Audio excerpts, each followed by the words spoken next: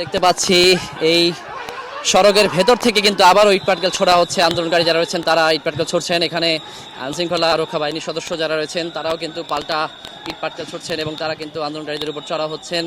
এদিক দিয়ে ভেতরে দেখা যাচ্ছে বেশ অনেক আন্দোলনকারী কিন্তু এখানে অবস্থান রয়েছে। সেখানে কিন্তু তারা পাল্টাপাল্টি হামলা চালাচ্ছেন, ইটপাটকেল ছুটছেন।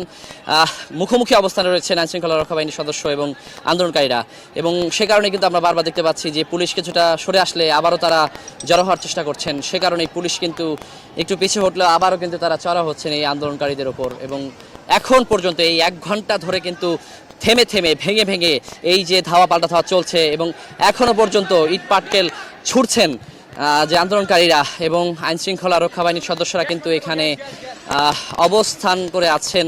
তারাও কিন্তু অবস্থানে অনড় রয়েছেন এবং যারা হচ্ছে আন্দোলনকারী তারা কিন্তু কোনোভাবেই পিছু হটছেন না।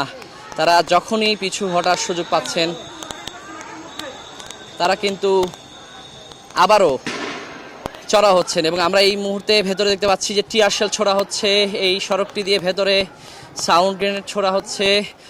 তবে যারা আন্দোলনকারী রয়েছেন তারা কিন্তু কিছুটা পিছু হটলেও পুরোপুরি সড়ক ছেড়ে চলে যাচ্ছেন না। তারা বারবারই সুযোগ পেলেই এখানে জড়ো হওয়ার চেষ্টা করছেন। সেখানে কিন্তু আমরা দেখতে পাচ্ছি বেশ কিছুটা দূরত্বে আন্দোলনকারীরা যেখানে অবস্থান নিয়ে আছেন সেখানে টিয়ার শেলের ধোঁয়া ছড়িয়ে পড়ছে, এবং তারপরও কিন্তু আন্দোলনকারীরা পুরোপুরি পিছু হটছেন না, সেখানে তারা অবস্থান নিয়ে আছেন। তারা আমরা দেখতে পাচ্ছি যে এখানে কিন্তু একজন গণমাধ্যম কর্মী যে ইটের আঘাতে, আন্দোলনকারীদের ইটের আঘাতে কিন্তু তিনি আহত হয়েছেন এবং বেশ কিছুটা অসুস্থ হয়ে পড়েছেন তিনি, আমরা দেখতে পাচ্ছি। তো এই জায়গাটিতে আমরা প্রায় 1 ঘন্টা ধরে চলা এই যে সংঘর্ষ, সেখানে কিন্তু আমরা দেখেছি আন্দোলনকারীরা যেমন আহত হয়েছেন, আইনশৃঙ্খলা রক্ষা বাহিনীর সদস্যরা এখানে আহত হয়েছেন। পাশাপাশি আমরা দেখছি গণমাধ্যম কর্মীরাও কিন্তু বেশ কয়েকজন এখানে আহত হয়েছেন। তো এইখানকার যে পরিস্থিতি সেটি পুরোপুরি স্বাভাবিক হয়ে উঠছে না কোনোভাবেই। দীর্ঘ সময় ধরে কিন্তু ধাওয়া পাল্টা ধাওয়া, আক্রমণ, হামলা পাল্টা হামলা চলছে এখানে।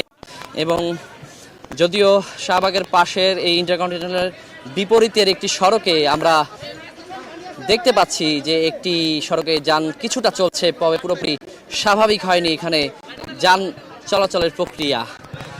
এখানে সাধারণ মানুষ কিন্তু আসলে যান চলাচলের জন্য সড়ক খুলে দেওয়া হলেও কিন্তু সহজে এখানে আসছেন না। এই সংঘর্ষ থেমে থেমে চলাতে কিন্তু খুব বেগতিক অবস্থা এখানে। সেই ইটের আঘাতে কিন্তু বেশ খানিকটা আহত হয়েছেন তিনি। এই মুহূর্তে তাকে কিন্তু যে চিকিৎসার জন্য নিয়ে যাওয়া হচ্ছে, তাকে এই যে আন্দোলনের জায়গা থেকে সরিয়ে নেওয়া হচ্ছে আমরা দেখতে পাচ্ছি। আর এই যেমনটি বলছিলাম, এই পাশের সড়কে আমরা যান চলাচল করতে দেখতে পাচ্ছি, তবে পুরোপুরি স্বাভাবিক এখনো যান চলাচল হয়ে ওঠেনি। এখানে সড়কের মাঝেও কিন্তু আমরা ব্যারিকেড করে থাকতে দেখতে পাচ্ছি।